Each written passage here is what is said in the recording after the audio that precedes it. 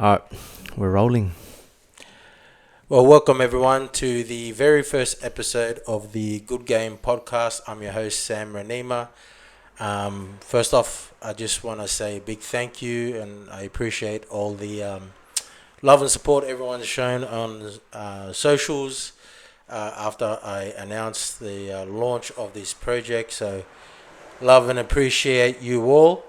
Um, this is a podcast about faith and football. I felt like there wasn't enough podcasts out there, so there was no harm in adding another one. But this is a podcast, like I said, focused on faith and football, and I'll just kind of share kind of how we've gotten to this place. Um, I love football. I grew up playing football, and when I say football, I mean rugby league. So apologies to any soccer fans that joined here thinking that this was a podcast about soccer. I'm sure there's about 1,000 soccer fans tuning in right now. But when I talk about footy, I'm talking about the NRL, and I grew up since I was a kid playing the game. Loved the game, loved playing it while I could. Love watching it. I love watching the evolution of the game.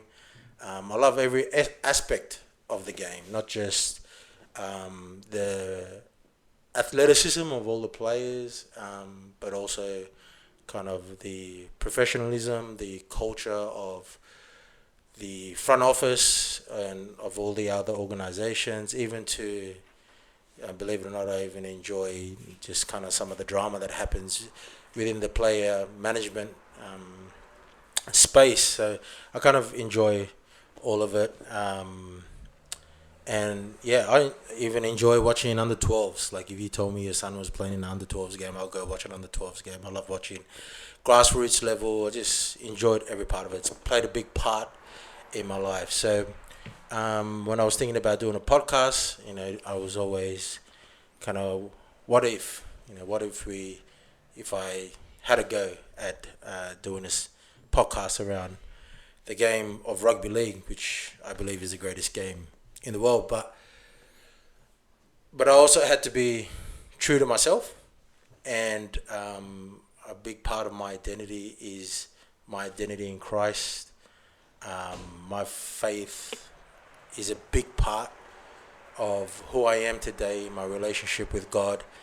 And to be honest, if it wasn't for him, I wouldn't even be able to string two sentences together. I'd be face down in a gutter somewhere. So the fact that I'm here and this place is looking great, and we're even in a position to start a podcast, is only by the grace of God. So when considering doing a podcast, this was on my heart to combine the two, two.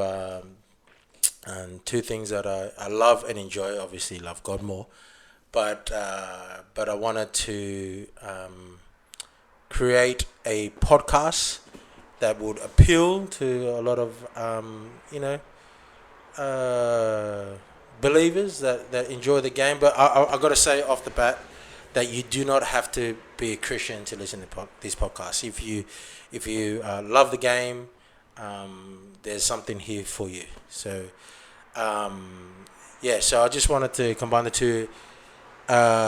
So I'm actually a licensed minister of the United Pentecostal Church Australia, and I'm obviously part of the leadership in my at my local church. And it was a fairly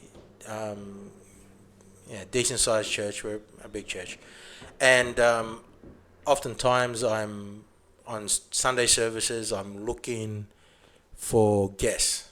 I'm looking for new people, people that have just, obviously attending church for the first time. And I try to connect because I know how overwhelming that experience can be. And when I'm connecting to someone new, when I'm connecting to a guest, I often ask a lot of questions. I'm trying to get to know them. I'm genuine. I'm just trying to find common ground, common interests, and if I can't, then I'll just I'll find out something that's interesting about them. Maybe it's their job, and then I'll just unpack that and try to get to know them. But if I ever meet someone that loves the game of rugby league, it's like an automatic kind of connection. I could have met them for the first time on a Sunday, and by the next weekend we are catching up for dinner while watching the game. So the sport itself has always been kind of a great icebreaker and a great way for me to connect to people, and that's kind of the vision behind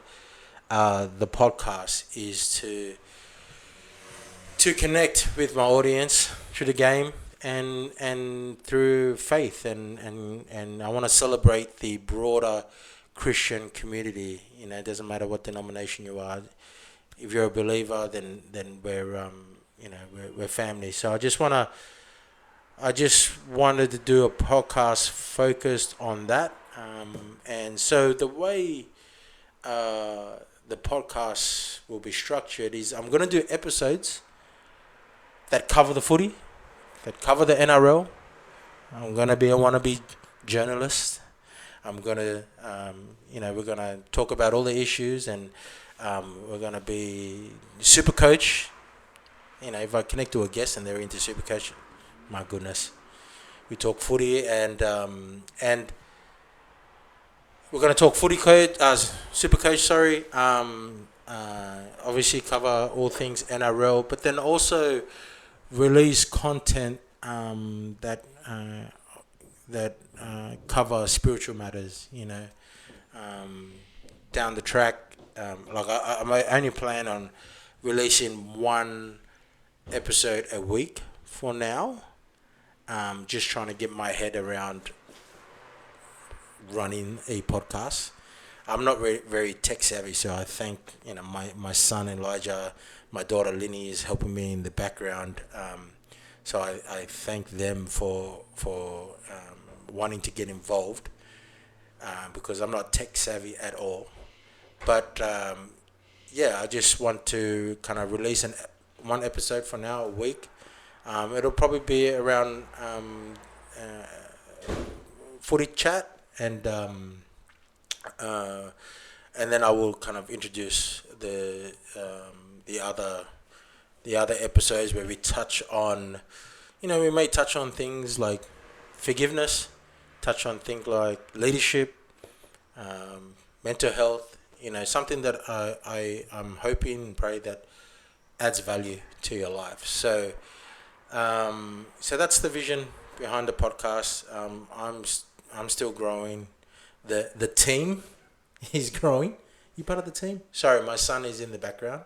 He's in the. You want to say hello? Yep. Hello, guys. So my son is in the background. My daughter is in the background too, while on mummy duties. So, but I want to grow in this space. I know it's not going to be perfect straight away, but I thank you for coming along the journey with us, as we all grow together. So, with that said, let's get into it.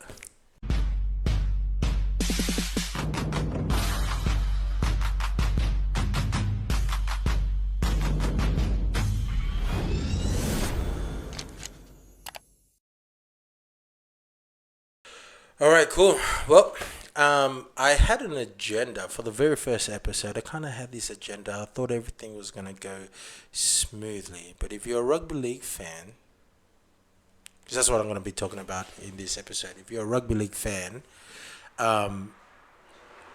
you must be living under a rock if you haven't heard about everything that's been going on this week with Payne Haas signing with the mighty South Sydney Rabbitohs. Now I'm excited, and I don't know if you can tell, I am a Bunny supporter, and it's crazy when this is, everyone's going to be talking about it. Actually, they'll be talking about it all year. So I couldn't actually continue on with the agenda without discussing this news. Payne Haas signed a 3-year contract going to the South Sydney Rabbitohs from 2027 onwards. It's crazy. You know, I've been following rugby league, like I said, for a long time. I listen to a lot of podcasts about everything. I listen to politics. Listen to Christian podcasts, preaching, all that sorts of stuff. I listen to a lot of rugby league podcasts. And one thing I've realised about the game over the years is that it is near impossible to keep a cigarette in rugby league. You know, if you coughed, if an NRL player coughed during COVID, it would have been on the news. Like someone so coughed on a bus heading to Toowoomba. All of that would have been on the news. So it's near impossible to hide news of that magnitude from leaking.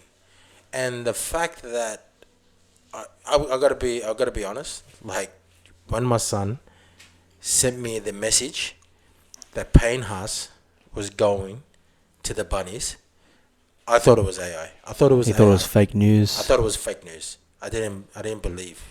I didn't believe him. I was like, yeah, whatever. And he hung up the call on my face.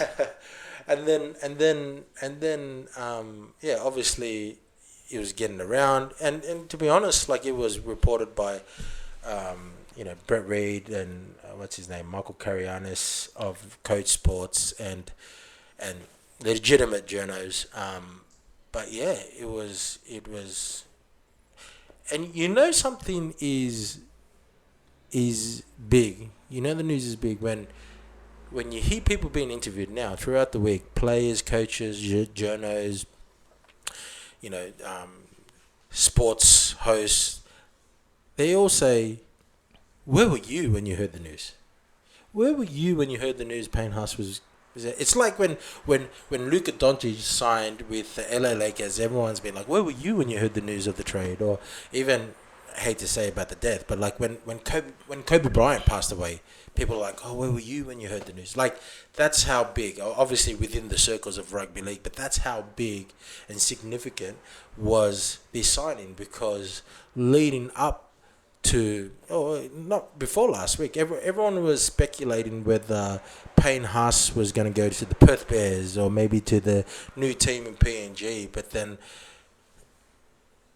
the South Sydney Rabbitohs pulled a Houdini act and somehow secured his signature. And it's kind of interesting listening to a lot of the commentary throughout the week about the reasoning why. And it's unfortunate the way the game is like, when something like that happens, it's always kind of negative press. Like, oh, who did he have a falling out with? He was unhappy. Madges. One of the stories is Payne Haas is leaving because he's not happy with Madge's kind of militant training regime. Payne Haas is by far the fittest forward to ever play the game. So the narrative that he finds Maguire's Madge's training regime too hard, I find that hard to believe. There were reports saying that Brisbane kind of came in with an offer that was the Haas camp felt like it was disrespectful. The offer was too low. But then there's reports saying that Haas approached the Rabbitohs and simply said, "Oh, just match Brisbane's offer." So if they're saying match Brisbane's offer, then Brisbane's offer in the first place mustn't have been too low. So I don't know what his reasons were for signing with the Bunnies. All I can say is, after I finally accepted that he was coming to the Bunnies, and after I believed my son, one thing that I thought to myself was, man, there are levels when it comes to the front offices of different organization. Like, okay, I don't want to bag any teams or anything like that, but you see all the dramas that happened last year with the Tigers and Lockie Galvin, and some of the dramas that happened with Manly and DCE, and all this speculation that went on throughout the year about whether DCE was going to sign with the Roosters. The Bunnies just got the deal done in 3 days. Like, from when Haas's camp called up the Bunnies to when they actually signed the contract and registered it, it was just like 2-3 days. No one knew about it. And like I said, in the NRL, that's near impossible. So I take my hat off to the Bunnies. I take my hat off to, I think it's Blake Solly over there that's running the show, and just the just getting the job done. Obviously, there was a lot of cap space that had opened up after Kolomatangi signed with the Dragons. So, I remember always saying, look, I love Kolomatangi. He's been faithful servant to the Bunnies over the years. But I always remember saying, man, since Burgess retired, we need an enforcer. We need a forward that will just, like, an aggressor, an alpha male. And I'd always say someone like Paynehouse. Never actually thinking it was a possibility that he was going to leave Brisbane. But especially after the winning a competition. It's just crazy to see these events unfolding, and that's kind of the entertaining thing about the NRL is that, there's always a story, there's always a headline. It's the game that keeps on giving. So I'm not complaining. I'm excited, can't wait to see him. I know there's a 10-day cooling off period, but just when you see the rhetoric out there, when you see reports, coming out of South, what Brisbane's saying, I think he's made up his mind. So I don't know what his reasoning is, especially if South were offering the same money that Brisbane were going to offer him. But I have some thoughts, and I guess this is possibly one of the benefits of being a kind of a Christ and faith-based podcast, and the journos maybe haven't considered. I don't know. I'm just speculating. Everyone seems to be speculating, so I might as well speculate at the same time. But Payne Haas is Muslim, and there's a massive Muslim community in Sydney. I think Lakemba's the capital of it all. Maybe he's coming down for that. I don't know. Maybe he's got a young family. He's married. He's got a young family. Maybe he wants to bring his family up. I don't know what the area was like where he lived. I'm just saying, and throwing alternatives. It doesn't always have to be about drums. I know I make decisions based on where my church is. Like, I would make decisions. I wouldn't move to an area where there wasn't a church for me to go to. I know how, because that's important to me. My faith is important to me, and it's important to him. And maybe that's a reason why he wants to move down to Sydney. I don't know. Maybe there were dramas, but you think to myself sometimes maybe he does Ramadan every year, and maybe Bennett just manages it better. Is better at managing him through that very tough period in an athlete's life. If you're Muslim, you're practicing Ramadan, you can't eat and drink for sun up, sundown during a certain time. That's tough, especially in the NRL if you're training, and maybe Bennett's more sensitive to that. I don't know. I'm just throwing alternatives out there. Things don't always have to be like, this doesn't always have to be a soap opera and, Ricky Lake show or whatever. All my young audience will not understand that reference, but I don't know what it is. All I know is he's coming down to Sydney. How that was kept tight-lipped, I don't know, and maybe other organisations can take a leaf out of their book. Especially in at a time where managers sometimes leak such stories to manipulate the narrative. Clubs do the same, but it was just a swift deal done quickly. No speculation, because that's one thing that the journos like to harp on about is whenever a player wants to leave a club and he hasn't announced where he wants to go, and there's all these speculation, then the narrative of a trade window comes out and done. This deal was just done swiftly, and it's just great. So I'm really excited to see Payne Haas definitely at the club, which is crazy considering you know, Brisbane just won a competition. And again, everyone's speculating as to why he signed. You know, a lot of people compare Haas to Glenn Lazarus. You know, and part of Lazarus's legacy is the fact that he's a front rower. He won 3 competitions, 3 comps, 3 premierships with 3 different clubs. Maybe he just wants to challenge himself, you know. I was kind of reflecting on the whole situation. I think there's kind of like an unofficial rivalry between Souths and the Broncos. You know, there's this unofficial. If you think about it, if you go back and reflect on it, like Greg Inglis was about to sign with the Broncos before he came to Souths.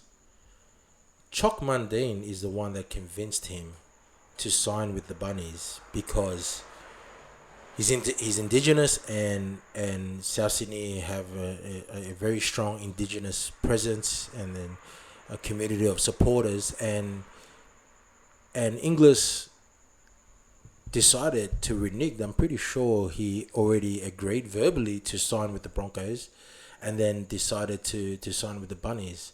And then you see things like Anthony Seibold, who was coaching the Broncos, coaching the Bunnies, and then decided to leave and take up a contract, 5-year deal, I'm pretty sure it was, with the Broncos, and obviously didn't see that out because they were struggling.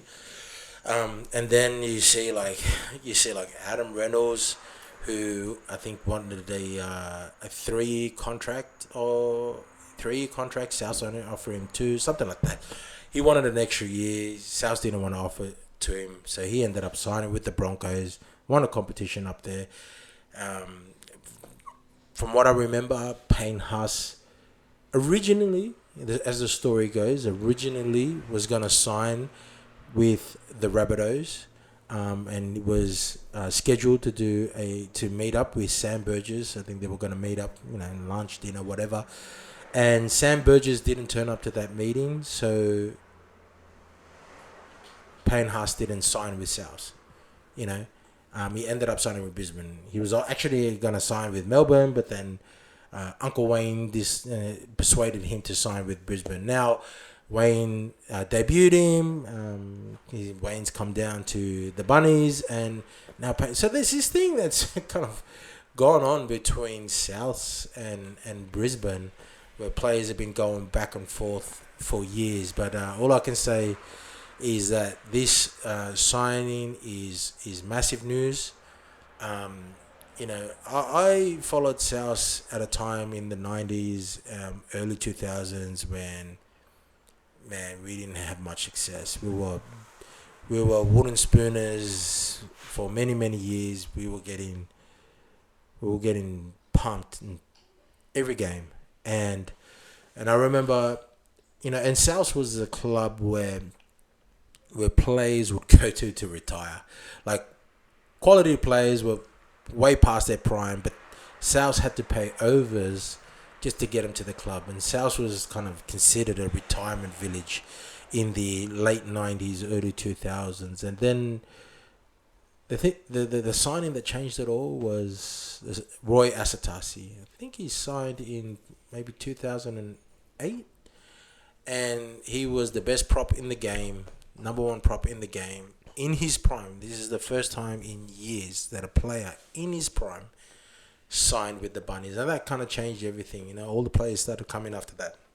Sam Burgess signed, Greg Inglis signed. South Sydney wasn't considered a retirement village anymore, but a genuine organisation.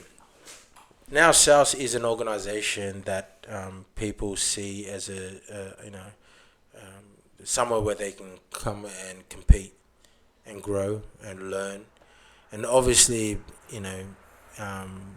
Madge delivered that premiership back in 2014. The one and only time I've experienced South from winning a competition.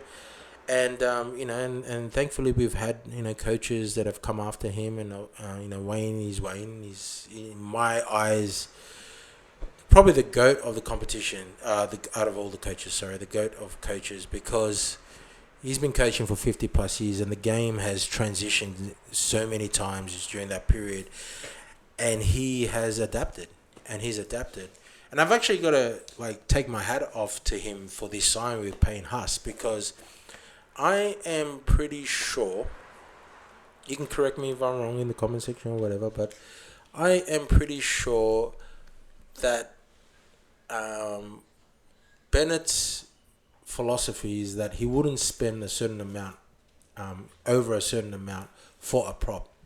He believed that a lot of the salary cap should go to the spine players, and at one stage when the salary cap was at a certain amount, I'm pretty sure that he wouldn't spend more than $550,000 on a prop, because he obviously felt that money should be spent on hookers, fullbacks, or in the halves, spine positions. And because of the evolution of the game, the six again, momentum is so important. The fact that you can be under the pump defensively for large periods of the game, fit forwards are important.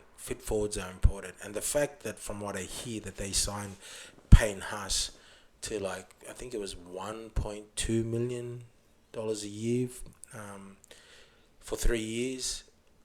The fact that he would do a sign like that for a front rower just shows that he's willing to change with the times as well. It's just exciting days. Obviously, this will be in the news all year. Sometimes they try to create a storm in a teacup, as they say, trying to create friction between Haas and the rest of the Broncos, maybe get an early release. That's not going to happen. I believe he's a man of his word. He'll be committed to the Broncos for the rest of the year, and thankfully we'll have him at the Bunnies from 2027. All right, moving on to the next thing. Sorry, I forgot to mention at the front too. I know this is a solo podcast, but during the year I am gonna have some of the guys come on, and this I prefer to be conversational, but with other people. But so just letting you know, it's not gonna just be me with the podcast moving forward. Moving on again, because Payne Haas is leaving. Which is crazy considering that the Broncos won the competition last year. Probably wasn't on the Broncos weren't favourites, or were favourites in my opinion to take out the competition last year. I actually thought the Bulldogs, the way they started the year, was very impressive. I'm glad to see the Raiders do well, even though a lot of people tipped them to win the wooden spoon last year. And Melbourne's always Melbourne. Yep. Love Penrith, but kind of glad they didn't win 5 in a row. We need another winner. So that was just looking forward to the year ahead. 2020, I'll tell you one thing that I'm looking forward to. South fielding a full strength side. Because I think last year, 2025, is probably the worst year with injuries I have ever seen any NRL club go through. So, what are you excited about, Elijah, 2026? Just throwing that question out there. 2026? This year, yeah, I think I'm the same. I'm excited to see a full-strength team. Excited to see Cam Murray get back on the field, back in action. It's going to be interesting seeing how Talis Duncan... how he breaks through even more. Yeah. Off the flip side of the Bunnies, I'm excited to see little guns getting a bit better. I guess more confident. Kautonga, as we've spoken about before. Kautonga, I'm excited to see the season he's going to have. Yeah. Just a lot of breakthrough seasons. I think we're going to see a lot of bounce back breakthrough seasons, and yeah, that's pretty much it. It's gonna see, like, I don't know, some of the things that excite me for 2026. I know a lot of clubs have done it tough, so there's been a reshuffling of coaches, and it's gonna be good to see how Josh Hannay goes down there at the Titans. I'm sure from all reports he's got a great reputation. A lot of the players love him. And hopefully, like, you want to see the Titans do well. Like, for years, a lot of franchises that have tried to start up there down in the Gold Coast. You had the Seagulls, you had the South Queensland Crushers, you had the Chargers. A lot of these teams haven't traditionally gone well in the Gold Coast, and you want a strong Gold Coast team. You want to see the best out of those players. Those players put in, they train hard during summer. You just want to see them, just have a little bit of success. And I think it's good to have a strong Titans team. So I'm excited to see how Josh Hannay and see some of his systems and his processes, and just see an improvement there with them. Justin Holbrook, obviously coaching Newcastle Knights. It's going to be interesting to see how Dylan Brown goes in the halves over there. They had 2 trials played last week. Newcastle, Sandon Smith looked good for the Knights. So it's going to be kind of interesting how Holbrook kind of manages his halves, because word is, I think Sandon Smith has got his nose in front. You probably get first crack at that number 7 jersey. But then if you got Dylan Brown there, where do you put Fletcher Sharp? Fletcher Sharp looked good. Fletcher Sharp actually looks like he's bulked up a bit, which is good for him. So where are you going to put him? Because you can't put him fullback. Kalen Ponga is obviously going to be there. But that's going to be kind of interesting. I think in any other NRL team, Fletcher Sharp will be a walk-on at fullback. So yeah, I'm kind of interested to see how. I'm always interested to see how new coaches, how teams respond to new coaches and their systems. I rate Jason Rolls big time, so it's going to be exciting to see another year. Like what's it going to be like to have those players have another preseason, another year under his coaching. Parramatta have got Jonah Pezzett for the year, which is crazy. Like, yeah, it would be good to. It would have been good for Parramatta to have signed him permanently, but he's obviously heading up to the Broncos next year, and Adam Reynolds, the legend, announced his retirement this year.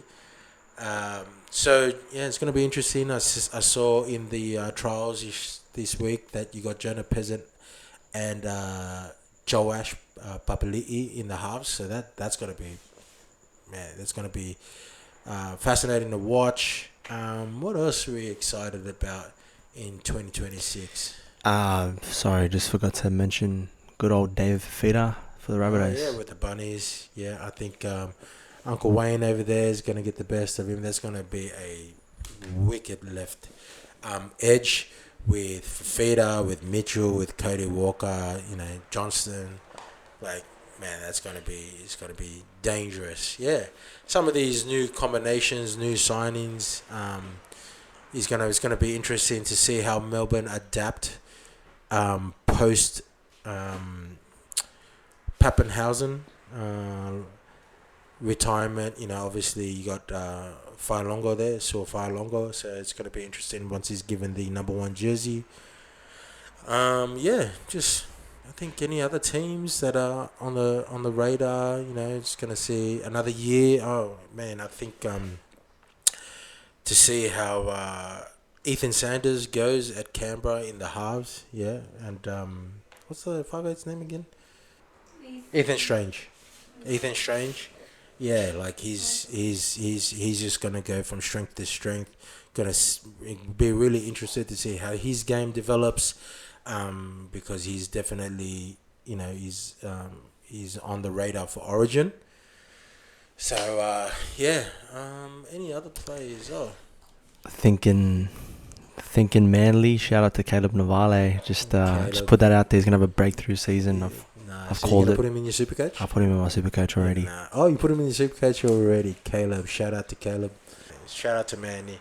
And to all the Fijian boys out there, I'm going to be interested to see how Tigers go another year under Benji. And it's going to be interesting to see that. Doggies, Lachlan Galvin had a full preseason. It's going to be good to see how Leo Thompson kind of adds a bit more muscle to what was already, pretty decent forward pack. Sorry. I'm like, boy. No. Still getting used to this whole podcasting, guys. Don't judge. That's funny. Don't judge me. No. I